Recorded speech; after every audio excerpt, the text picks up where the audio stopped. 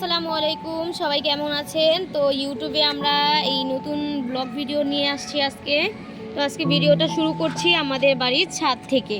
তো চলেন দেখাই, আমাদের একটা গোলাপ গাছ আছে। এই গোলাপ গাছে গোলাপ ছিল, কিন্তু এখন গোলাপটা নেই, আঝার হয়নি। তারপর আছে একটা আম গাছ, এই যে দেখেন এই অদিনে ছোট্ট একটা আম ধরেছে। এটা আসলে খাওয়ার উপযোগী কিনা আমরা জানি না। তো চলেন, তারপর আছে হচ্ছে এই যে পুঁই শাক, ছোট ছোট পুঁই শাক হচ্ছে। এগুলো আমরা বাজার থেকে কিনে এনে ডাটা বুনছিলাম, ওইটাই হয়েছে। তারপরে এই যে এখানে আছে এই যে ধনিয়া পাতা, মরিচ গাছ। গাছের মেহেদি আমরা কতদিন আগে তুলছিলাম, এই জন্য গাছের মেহেদি কম। তারপর হচ্ছে চলেন একটু করো। আচ্ছা বলেন তো আপনারা, এটা কি গাছ? আমি এটাকে সম্ভবত জানতাম এটা পোলাও পাতা এটাকে বলে, কিন্তু গ্রানটা সেরকম আসে না। কতগুলো পুদিনা গাছ হয়েছে, এখান থেকে আমরা রোজার মাসে এগুলো খাই।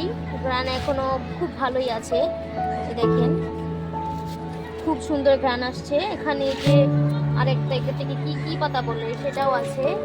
তারপরে এই যে ছোট ছোট হচ্ছে, এগুলো হচ্ছে দেখা গেছে যদি পেটের সমস্যা হয় এগুলো খেলে বাচ্চাদের জন্য উপকারী।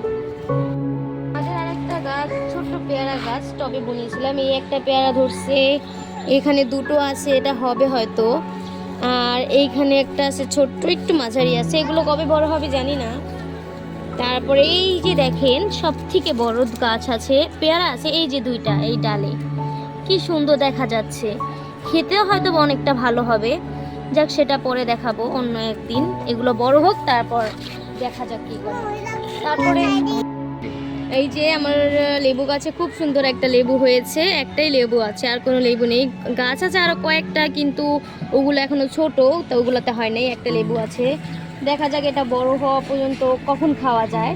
তো আমি যখন এই লেবু, পেয়ারা, তারপরে হচ্ছে আরো ফুল আছে, ওগুলো যখন নিব একসাথে, ওই দিন আপনাদের সাথে আরেকটা ভিডিও করব দেখানোর জন্য। তো আজকে এই পর্যন্ত। এই যে সবাই আমার মেয়েটার জন্য দোয়া করবেন, ও দেখেন গাছের থেকে ফুল ছিঁড়ে নিয়েছে, ওর জন্য সবাই দোয়া করবেন। তো আজকের জন্য এই পর্যন্তই, সবাই ভালো থাকবেন, আল্লাহ হাফেজ।